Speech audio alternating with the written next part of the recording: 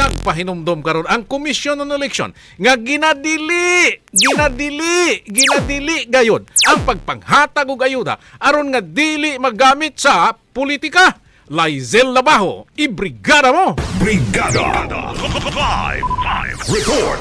Total ban sa ayuda sama sa tupad, akap, AX og 4-piece kana ang gipatuman sa Commission on Election pila ka adlaw bago ang national ug local election sumala pa kay election assistant sa Pulomolok nga si Pamela Diaz. Ang temporaryong pagsuspinde sa distribusyon sa ayuda tumo nga malikayan matud pa nga magamit ning panahon sa kampanya dugang pa sa gikaingong personahe. Pinastop na po yan nung nagsimula po nung May 2. So, yun po kami naman po ay sumusunod kung ano po yung ating mga patakaran dun po sa ating nakakataas po.